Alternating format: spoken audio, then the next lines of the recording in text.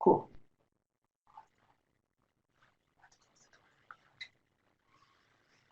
Did you see everybody see Shanae? Shanae was she was bombing. So there she is. Hi, everyone. She makes sure I don't screw up too badly. So that's the point of this. So guys, ready to go? So there's a few of us online. Very glad to see that. Good morning, everybody. How are you? My name is Phil Valentine, and but for the grace of God, I haven't had a drink or a drug since December 28th, 1987. So I'm in my 31st year of recovery. Also been the executive director or working with CCAR in January. It'll be 20 years. And so this webinar is briefly titled Stages, because I'm going to go through the stages of change real quickly, and then we're going to talk about the stages of recovery, and then from there we're going to see how everything ties together. So you good so far? So the stages of change model, most influential models in substance use disorders treatment in the last 30 years. Developed by Prochaska and DiClemente, developed for and with people with substance use disorders, and has been widely used to understand change in prevention and systems. How many people here, and you can use type in a yes, and I got to put my readers on now and then so I can see the chat box. How many people are familiar with the stages of change? And yes, Tammy, we are going to be able to have a copy of the PowerPoint, so you don't need to take pictures or take notes or anything like that.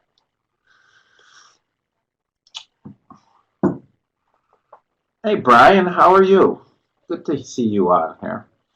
So widely, and one of the things I want to talk to you a little bit about was last week I got to share the stage with Dr. Carlo DiClemente, and his insight and his depth of research over 30 years of working with this program, with stages of change with the model, it kind of blew my mind, the depth he's taken it. So it's very, very well researched, and he's got a lot of data behind it.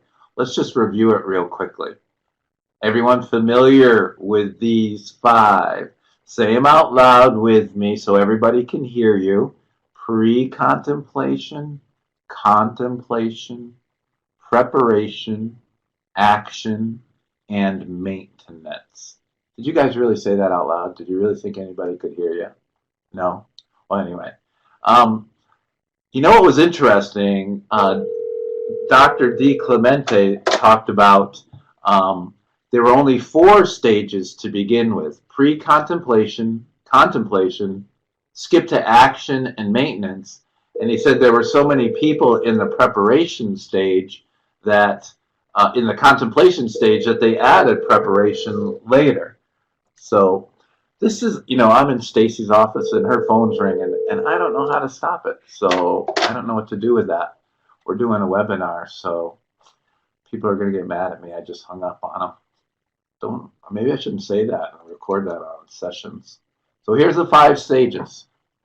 Pre-contemplation. Let me talk a little bit about my life. And in October of 1987, I stood in the birthing room of Rockville General Hospital, mesmerized by the in and out motion of that baby girl's tongue. She was brand new, and I had to get through my wife's 22-hour delivery by having my dealer put an 8-ball of cocaine in the glove compartment of the car. So I held that baby girl wildly strung out on cocaine. I'm here to tell you that I'm not proud of that fact. I'll never be proud of it. But after 30 plus years of a program in recovery, I'm no longer ashamed. And that makes all the difference in the world. So in this picture, this is a few days after my daughter was born. I was a golf pro at the time. Notice the white sweater and the pink big collar. But I don't know whether to smack that guy or hug that guy in that picture. But was recovery even a thought in my mind? At that point, no. So in the text box, I'm going to have you guys work a little bit. I hope you don't mind.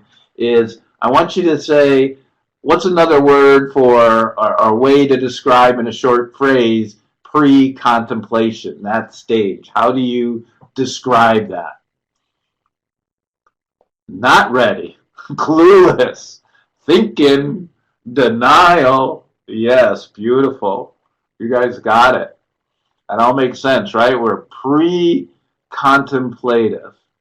Um, sometimes, um, oh dear.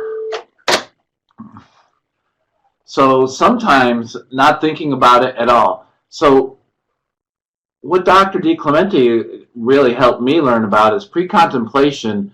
So let's say you relapse. Can you go back to pre-contemplation? And some people postulated that you can't because it's kind of that AA concept that AA ruins the drinking. And so, like he said, you can because you could say relapse after many years of recovery and then have no desire to stop drinking or no desire to stop using again, and you could just say, "I like what it's doing for me." So you're not contemplating making a change at all. You can go back to pre-contemplation, which moves us to contemplation. And this is a picture of my son Matthew 3 years ago out on the Appalachian Trail on Killington Mountain. Contemplation, this idea. What does the contemplation stage mean for you guys again? Let's just a few words, throw them out there. You know, when we're going from pre-contemplation to contemplation, what happened? Marie says maybe. It is a gorgeous pic. I know, isn't it? Light bulb coming on. Seriously thought. Seriously though. Yep. Good. Have to have some warm coffee. It's like 40 degrees and pouring here in Connecticut. Something has to change. All very, very good. I love it. You guys got this. You know what contemplation is. And so Matthew's thinking about the trip, thinking about life, thinking about what changes he might want to make. So on the Appalachian Trail, and you'll see this is a theme, back a couple slides ago, I was not even thinking that I'd ever take a walk 30 plus years, about 30, 27 years later, hike the Appalachian Trail for recovery. Never thought I'd have my son there. But in order to do that, we had to prepare. And so this shot represents about 4 years of preparation about what to carry. And 4 days into my trip, I got rid of about 13 pounds of that stuff that I realized I didn't need. And I thought I was doing good. So I trimmed way, way down. So it's all about preparation. Again, let me ask you guys, type some words, short phrases about how you think of preparation. What do you think in preparation? What's another way to say that? And why did he kind of split up contemplation into a preparation phase? Getting ready. Time to suit up. Yep, love it. Very good. Making a plan. Actively investigating. Yes. Beginning to start something new. Activity, mental acceptance. All of those are great. Yes. Many ways to describe it. And so you can see in this picture I had my map, which was the AT guide. It came back after 6 months on the trail, battered. I got rid of the AT passport and Skin Glide, thinking that was going to help with lots of bandages for my feet, a phone charger, all that kind of stuff, and the clothes. So when we look at action, it's when we finally put our plan, our preparation into position. This was the very first day on the Appalachian Trail. It was 45 degrees, high winds, pouring rain, and this was one of the most emotional moments on the trail for me because I had accomplished my goal. I'll say that again. I had accomplished my goal there because my goal was never to finish the Appalachian Trail. My goal was always to start the Appalachian Trail, and then we'd see what happens. And I think that's very true for recovery, wouldn't you say? Is that taking action, we don't start with the end in mind. We start with the beginning in mind. That's the goal. What are some other ways that you have framed to people about taking action? What would that mean for you? What are some ways, or another word for action? Let's do this. Yeah. Manage pursuance. Wow. Managing expectations. Choice. We begin to have choice. We make a choice. Baby steps. Just do it. Are you a Nike rep, Judith? I'm in it now. Willingness. Yes, all of those are really, really good. And so we go right in from action. We go right into what? Uh, Maintenance. And widen the clip. There we go. And maintenance, this is with in a place in Virginia where we're just on the journey and we're learning and we're growing as we're hiking the trail. So my daughter joined me, a lot like recovery, having family join you. And we're just cruising along, enjoying the journey. And a lot of it, continuance, right, is a lot of like what recovery is. There's awe and wonder, if you choose to find it, over every little hill, over every turn in the trail. What are some other ways that you look at maintenance? One day at a time. Yeah.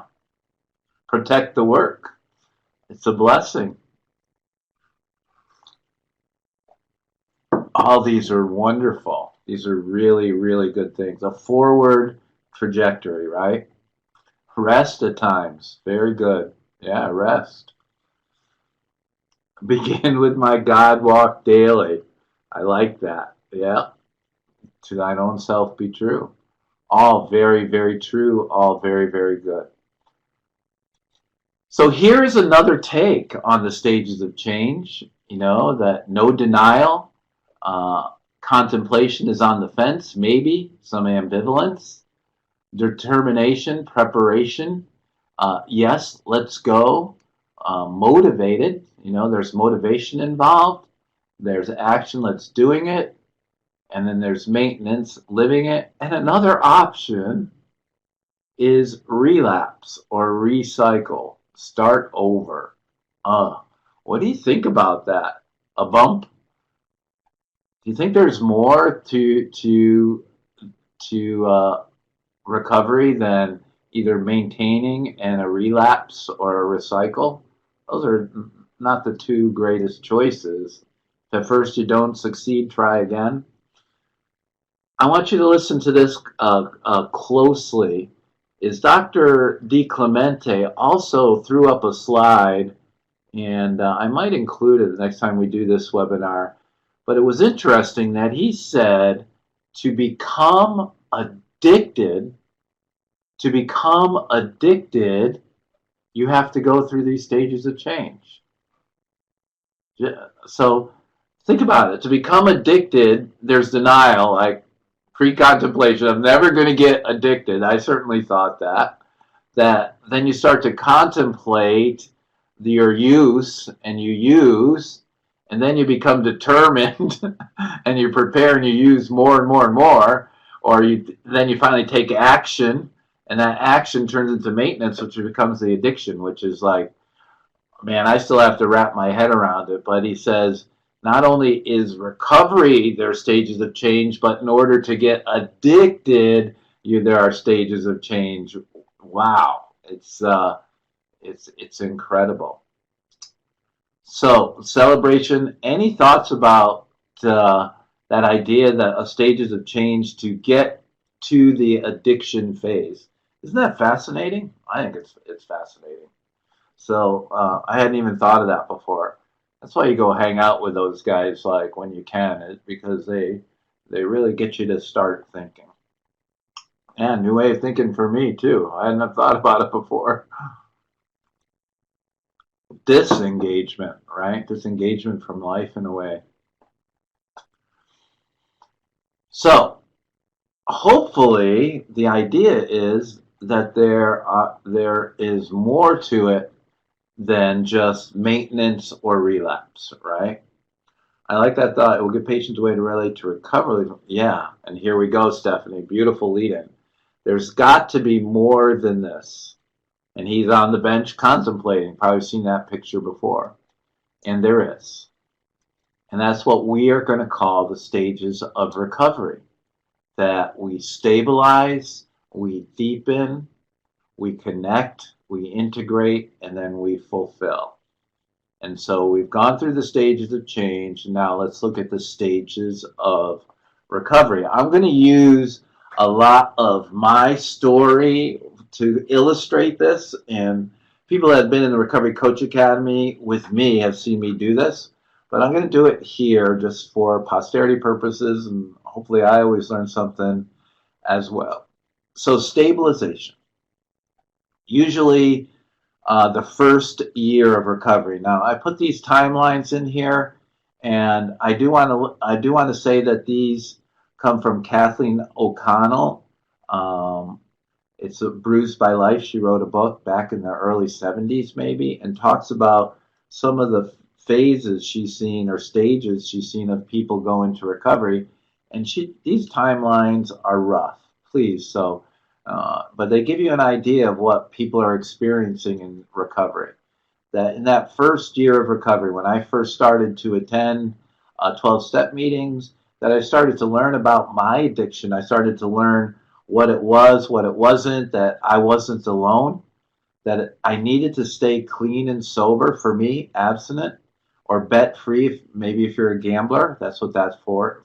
Is for bet free, no matter what. That was an important part, and is for many people's first year of recovery. I'm not including medication in that. I believe that you can have medication assisted recovery. So that's if you're taking medication as prescribed, we're good with that.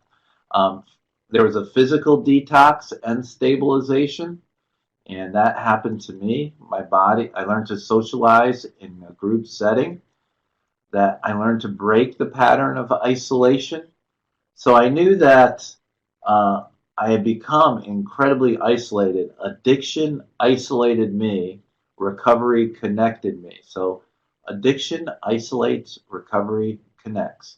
Addiction isolates, recovery connects. Developing role models for healthy recovery. Um, and that's where I found my role models, in the rooms of the 12-step meetings, where people had light in their eyes, they were smiling, they were hugging one another. I thought it might be a little weird, but I also knew I wanted what they had. I knew that that was very important. They had something that I really sought. I learned to manage my own anxiety, because without all the drugs that I was taking, all kinds of things started to surface. So I learned simple things like breathing. I used the slogan, "This too shall pass, one day at a time." And I stayed away from risky places, situations, and people. People, places, and things, right?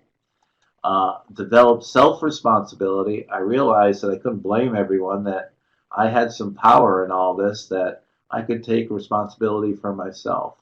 And I learned to ask for help and support.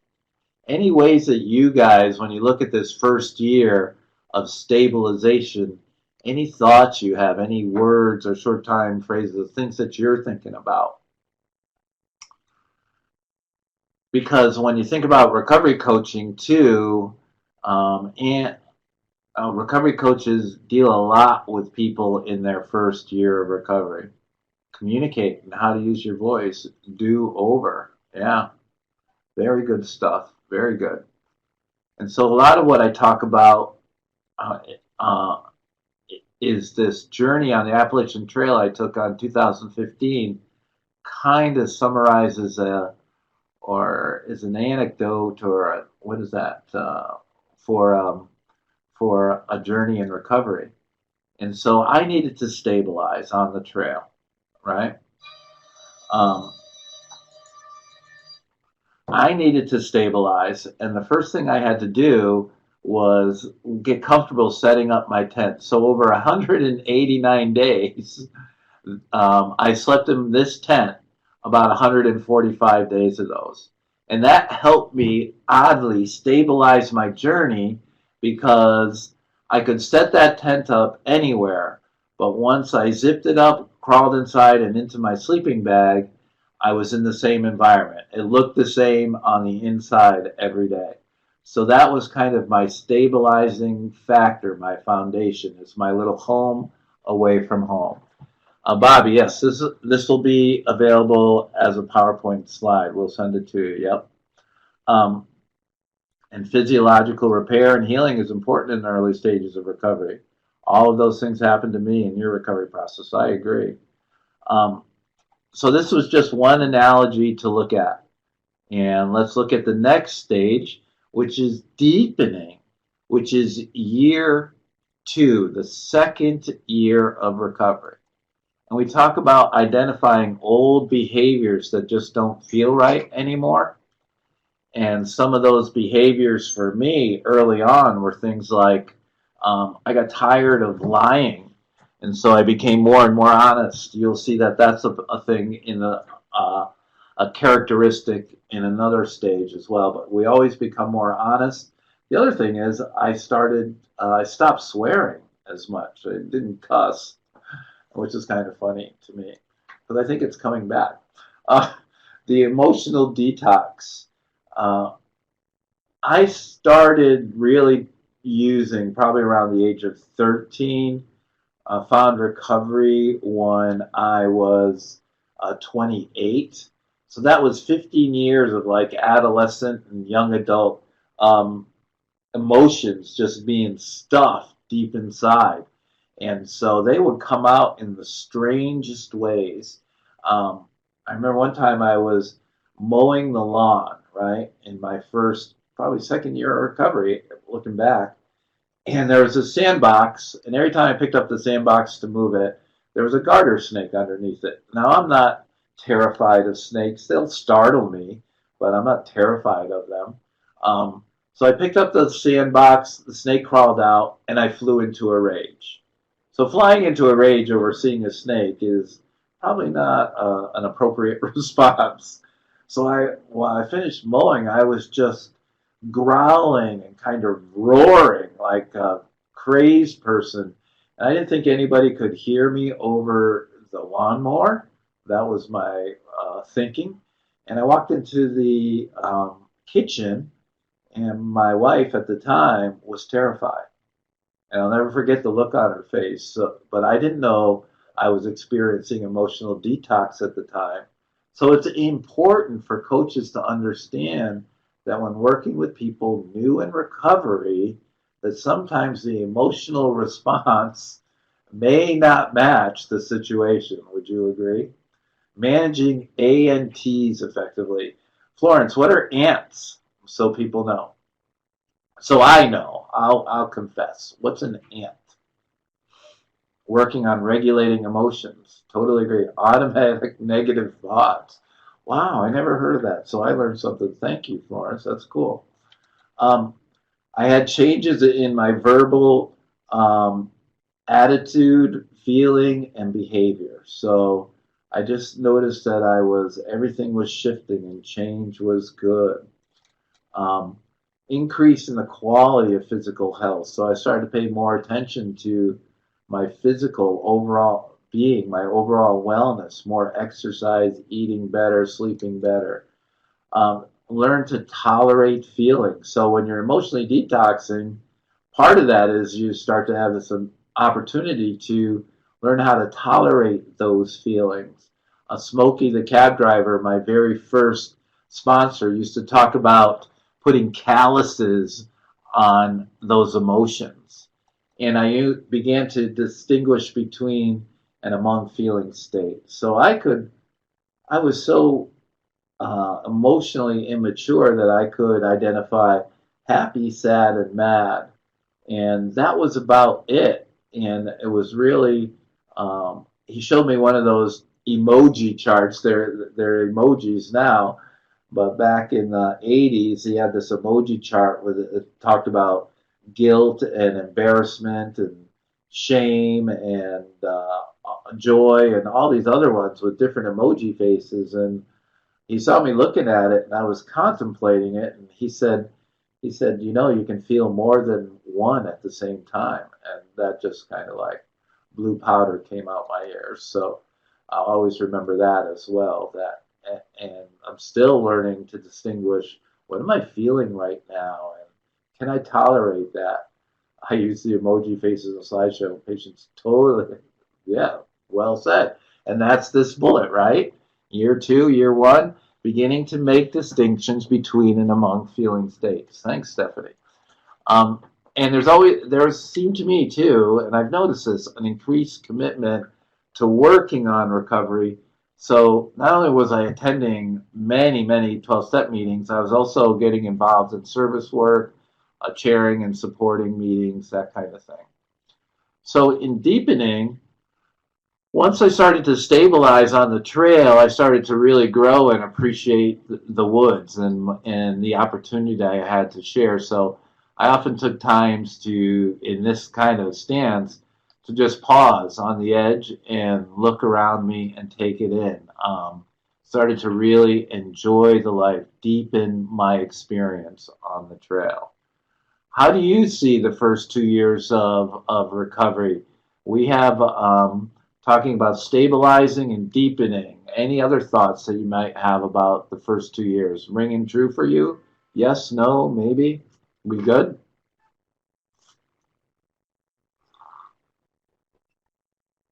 Fog clearing. Yeah. Learning, growth, and identifying what that means to you. Yeah. Learning not to overload. Yeah. Take on a lot, don't we? Very good. Cautiously optimistic. Urge surfing. Wow, that's a cool term. I like that. Very good. The next phase is connectedness, being grateful and able to breathe. Yep.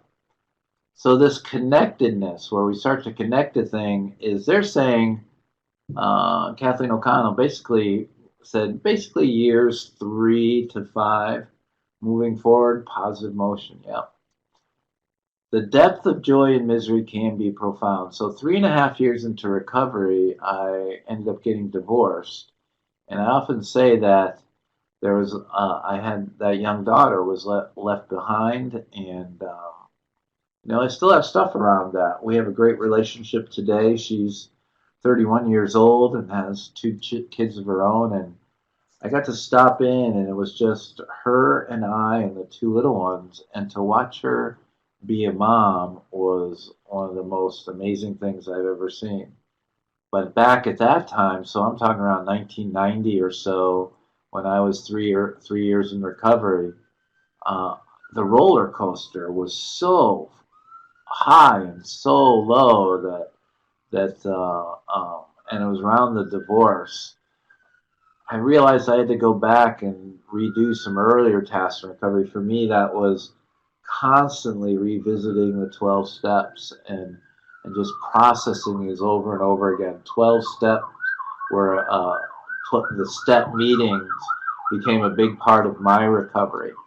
And I had so much drama in my life, and I created some of it with a divorce, with a lack of stable income, with a lack of employment, that I didn't need to create any drama.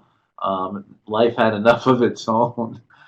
And I really like what she says here about the outer world of the person is beginning to reflect the inner world. And I don't know about you or the people we serve, but I always thought I had to fit into certain roles. It even started way back when I didn't know who I was in high school or anything like that. I was part of the jock world. We call them jocks. I was also part of the drinking crew. I was also part of the National Honor Society. They didn't really go together. I didn't know which role to take.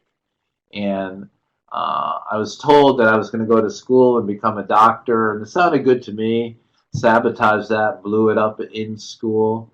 Um, and then when I was a golf pro, I thought you wore these certain clothes, you acted a certain way, and I had no idea who I was. But when we start to understand that who we are, and then we start to match that, we stop putting on the charades or the facade or the masquerade, if you will. Look at all those words I came up with. Then that's really a gift of recovery, to be genuine and to know who we are. And being around like-minded individuals who get it.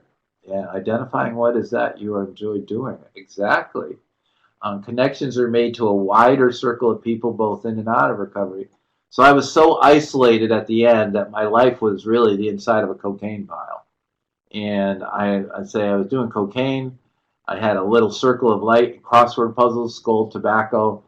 I could have stayed there for years. And I actually stayed there for months and months until I broke out of it and started to connect with other people. And that started in the rooms of recovery. Then I started to work, then I started to volunteer coach, started to get involved in church, and now that circle keeps expanding, of which I'm incredibly grateful. And always an increase in honesty. I feel like that also the inner world really begins to reflect what the new honor. Wow, yeah, that's cool. I like that idea, Stephanie. Thank you. Taking the mask off, and I think it really too was for me understanding who I was inside and then letting that kind of come out. So uh, I like I like to say that what you see is what you get.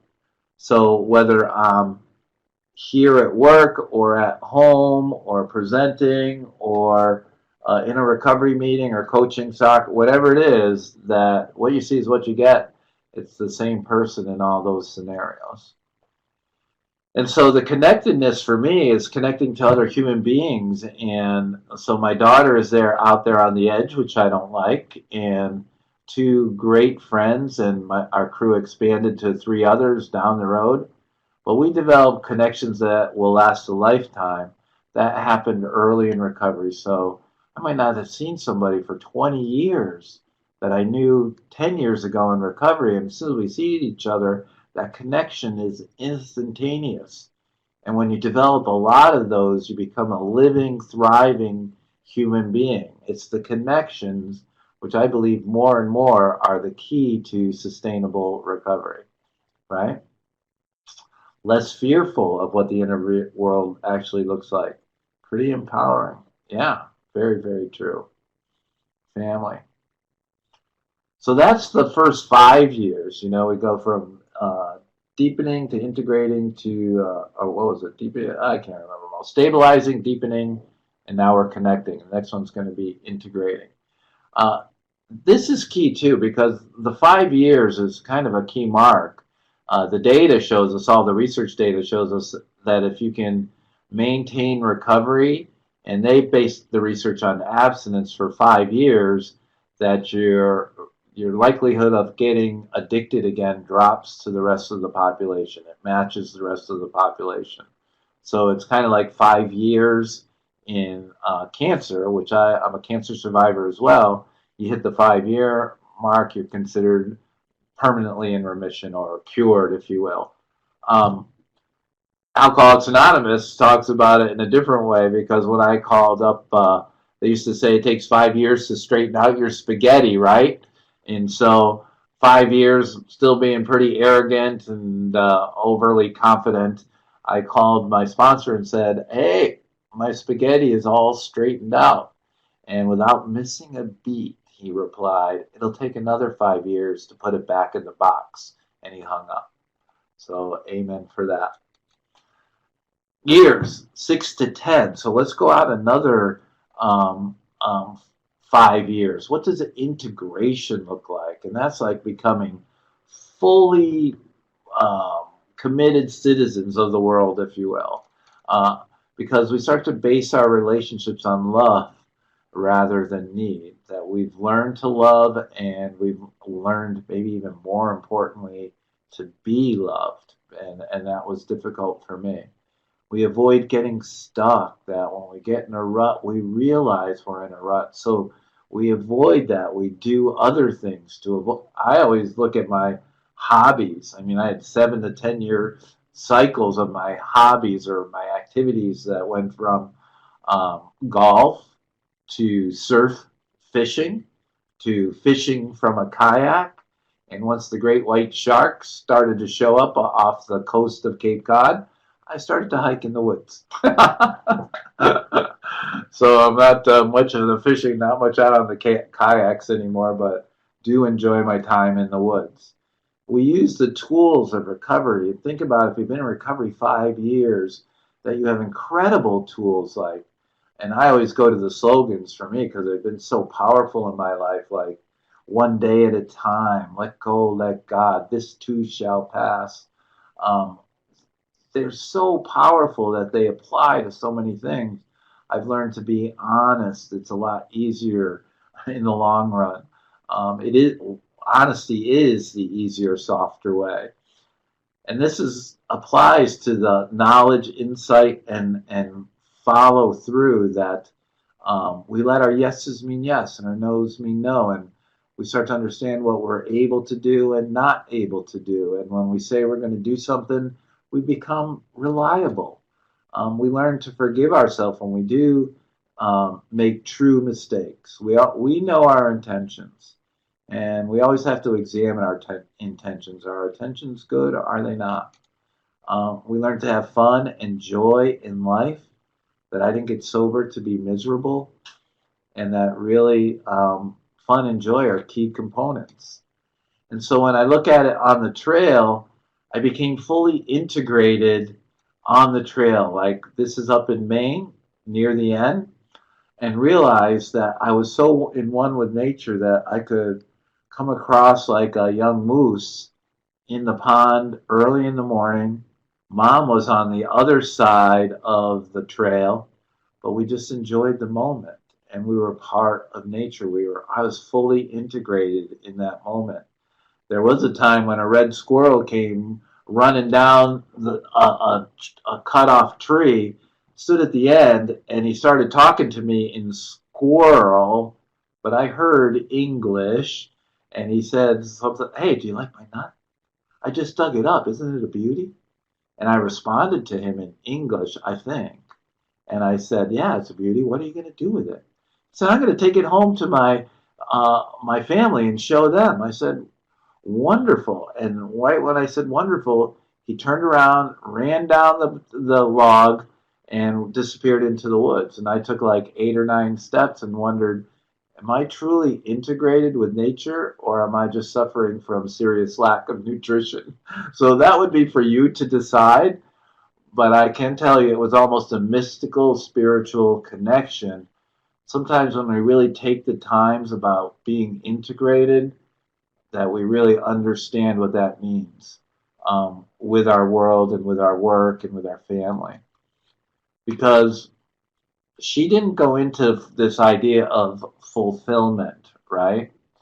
And so fulfillment, this is what happened after years 10 plus. And I started to really look at, and I wrote this years ago, I looked at people with 10 plus years and what were some of the common characteristics, right?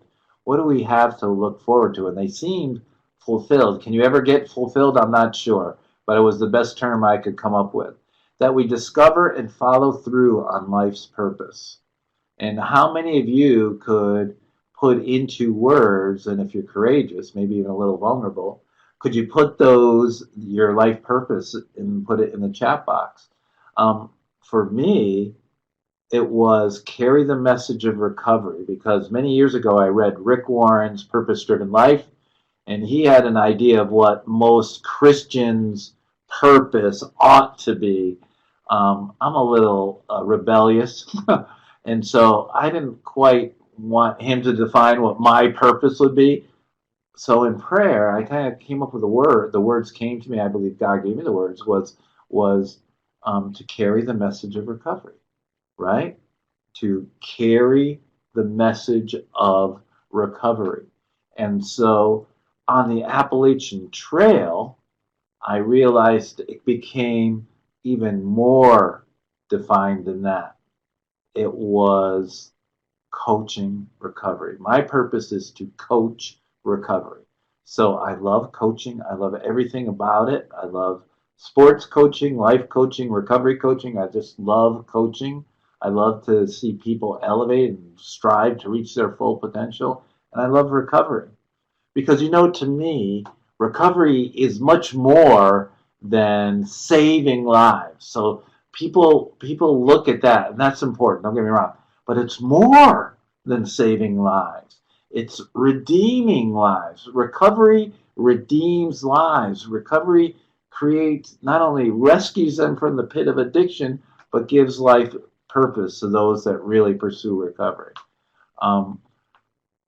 Live in the day, help others, connecting with people's souls. Wow.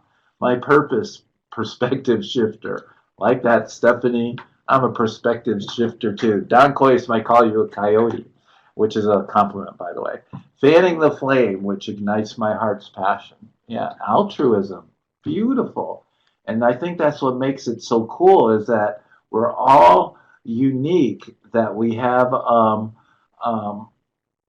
all have different purposes, and they might align, and we might have the same. And when they come together, we can be powerful forces for change, becoming the best person I can be. And people in this stage often live with an aura of peace and serenity. They're very calm. Don Coyce and Bill White, two people I admire in recovery, were at the Multiple Pathways of Recovery conference a couple weeks ago. And there were people that asked an instigating question. They said, what about all the divisiveness and polarization between the recovery community organizations and all these leaders? And both in their own way said, it's okay. It's natural. That will happen. How do we just work around it? Bill comes from a historical perspective. Don came from a natural perspective. That everything has a way of balancing out, but they said it with such an aura of peace and serenity that you couldn't help but be aware of it. You could not ignore their response on the path of peace. Yes, I don't worry. So I think I fulfilled that promise in this, that I am not a worrier. I will plan. I will consider consequences, but I'm not lying in bed worrying. And I have a daughter who's in Nairobi, Kenya, on a student teaching internship, and just let us know within the last month or so that she got an offer and she's going to be there for 2.5 years. So it rises emotion. I'm not going to worry. I'm blessed that she's there, but I can't worry. I mean, she's in someone else's hands. The newcomer is the most important since it's further away from my last drink. There you go. Acceptance. I learned to accept things, and that's really 12-step teaching. My sponsor says one way to really measure a person's recovery is by their level of morality and integrity. And I haven't really thought about that too much until he really said it to me.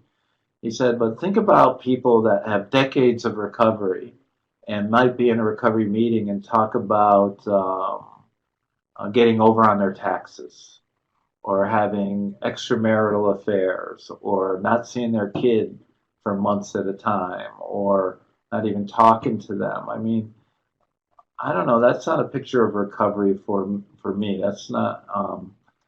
Or they're talking about stealing from work or whatever. I just don't get it.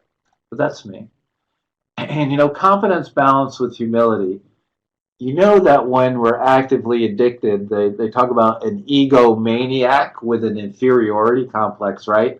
So the egomania has morphed or settled into a confidence, right?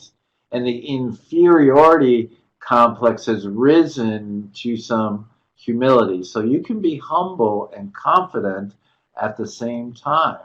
And it also follows that you would embrace a concept of being both precious and insignificant at the same time.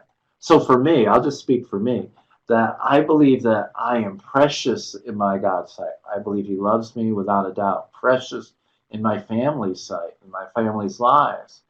But if I consider that I'm only one of billions and billions of human lives that have been on this planet, then I'm pretty insignificant as well.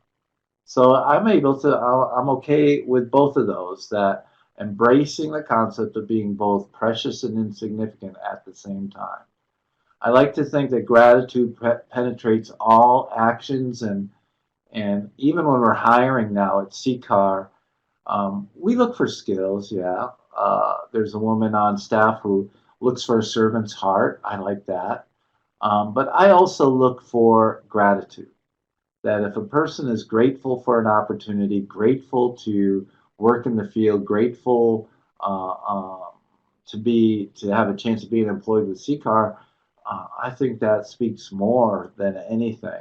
And when you're truly grateful, you can do amazing things. And we celebrate. And I think we don't lose the fact of celebration.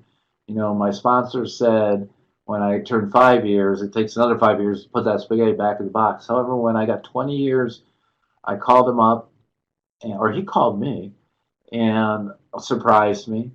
And he said, you know, 20 years is amazing. Take your wife out, celebrate, have a wonderful dinner. It's a fantastic milestone. And I think of fulfillment. I found myself 189 days later from that first slide when I touched the goal, thanking God, saying, yes, Dad, up there on the top of Katahdin, about 65 pounds lighter, but only because of that was I able to become fulfilled and reach my destination. Do we ever reach a destination in recovery? I think not, but here I was able to. Not only on this side am I grateful to have made it, on this pick I mean, but I'm also thinking, how the heck am I going to get down? Because it was a tough climb. But that is kind of how I tied this in the stages of recovery. Let's take a look while in our 10 minutes or so that we have left on how I'm going to tie this all together. Anybody have any thoughts or anything they'd like to share in the chat box about the stages of recovery? Just what are you thinking? Any questions, any comments, feedback, opinions, epiphanies?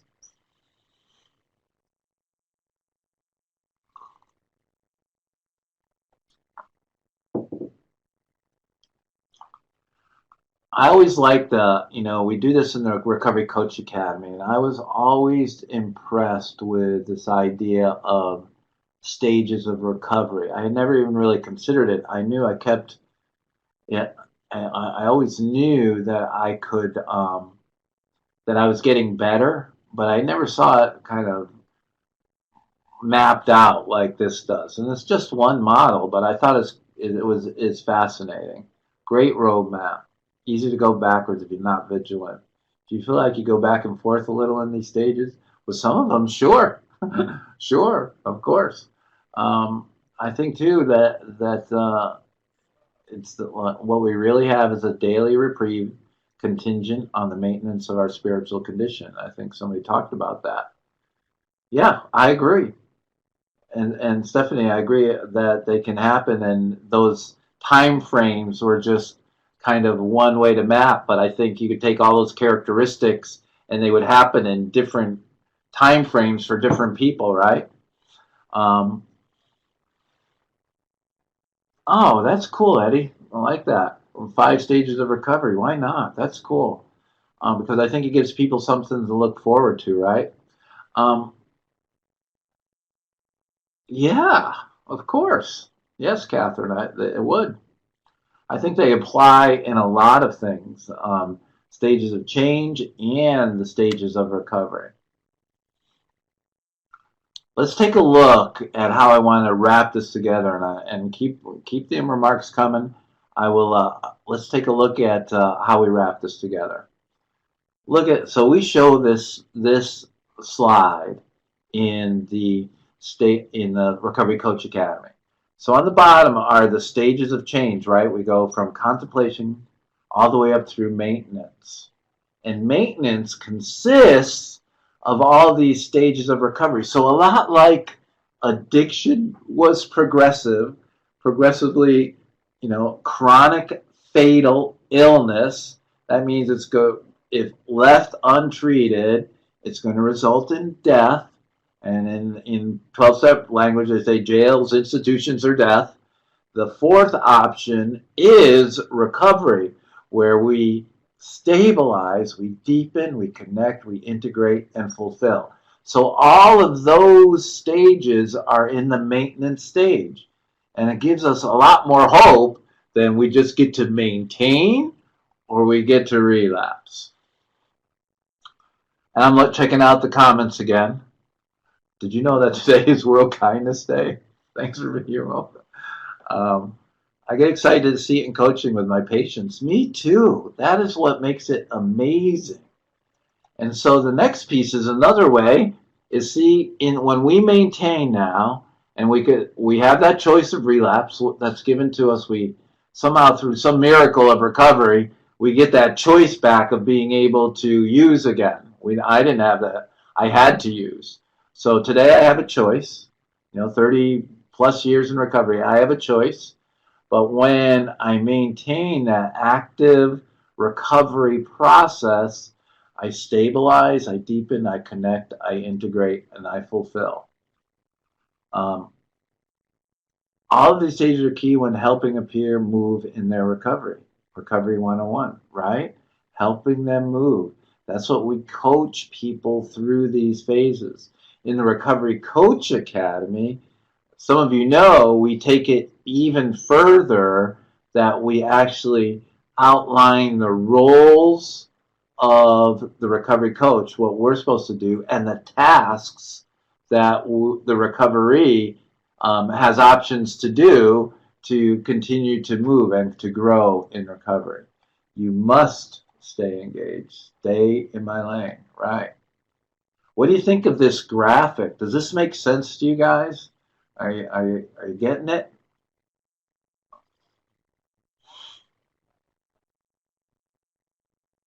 Yes, absolutely. I call them coachees, patent pending. Yeah. We call them recoveries with an E on the end. I like coachees. That works.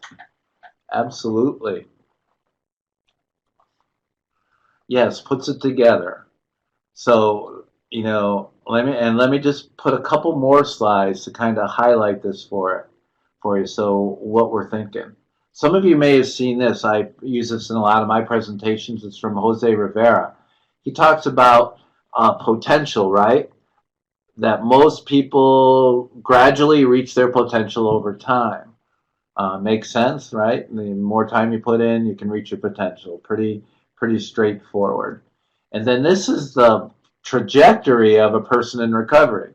So the bottom of the curve is sometimes referred to as the bottom. We could talk a lot about bottoms, right? And I remember there was a guy, a Reverend Price, who was working early in recovery. He said, "Phil, do you think you've hit your bottom?" I go, "Yeah." He goes, "Well, all you have to do is go out and drink and use again and see if you've hit your bottom." And so that kind of just put a different perspective on it. So the gap between the dotted line and the red line up after time, I don't know if you can see my cursor or not, probably not. But up in here is that he calls the power of recovery, that oftentimes people exceed their original potential because of recovery, because out of gratitude and service. Now, here's a distinction that I want you to see as well. So let me get this cursor over here. That the stages of change, right, are often in here. See where that is on that curve? The stages of change. This is also primarily where addiction treatment, clinicians and counselors work, is right in this area, okay? Some recovery coaches may work in here a little bit, like in the emergency department, but by then, they've usually got people, at least with our program, into action because they connect 93% of the people they see into some type of recovery action. The recovery coach, where does the recovery coach work, people? Yes, they work in the stages of recovery. This is how we delineate and distinguish between the roles of the addiction counselor and the recovery coach. So the addictions counselor is working in the stages of change early on. They're there to help initiate recovery.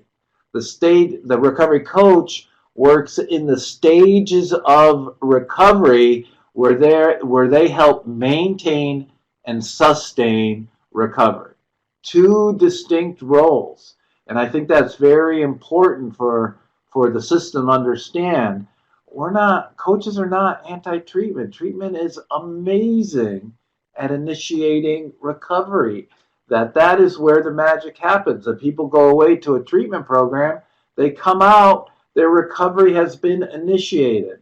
Where the system falls down is maintaining and sustaining recovery. That's why there's so much momentum with the peer movement. You know, I don't like peer, but the stages of recovery coaching movement to help people move. And if we can get people to 5 years of recovery, however they define it, the chance of relapse is the same as the rest of the population. We can do that. Coaching is equivalent to a jumbled up ball of yarns, slowly untangling with the coaches. Yeah. Graph definitely depicts the natural flow of not only recovery, but life. Yeah. Ups and downs and in-betweens. That's life. We can help them move through versus push away. Excellent. You guys are like the best webinar ever, right? Navigation. So, any questions, comments, feedback, epiphanies, opinions?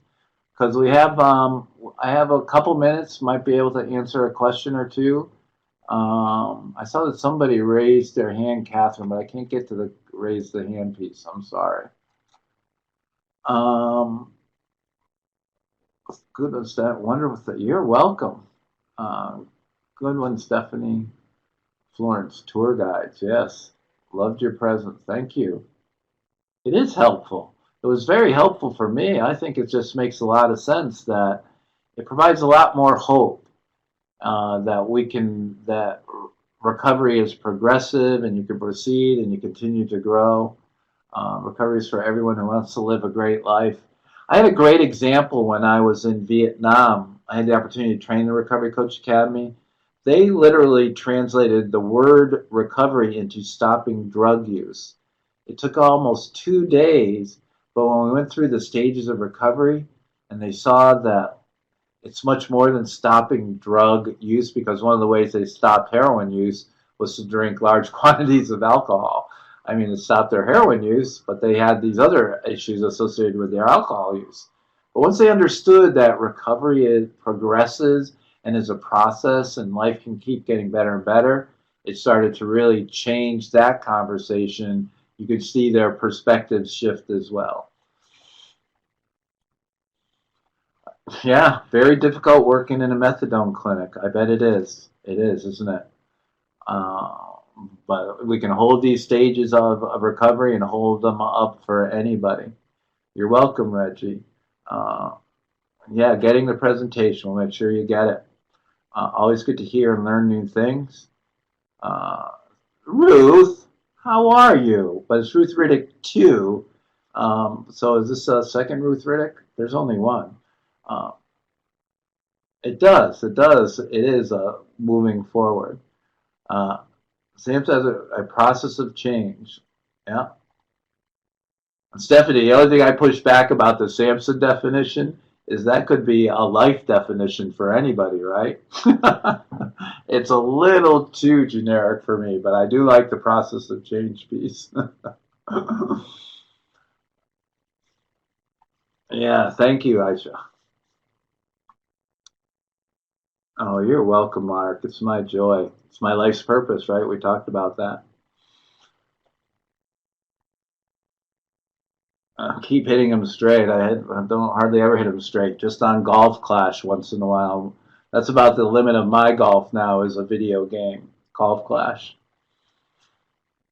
All right, guys. Looks like that's a wrap. Thank you so much for your attention. Um, Here's where you can read the Coaching Recovery 923 blog has been leave comments. A lot of what we talked about you can find on there. Have a great day, everyone. Really appreciated the time with you. Bye for now.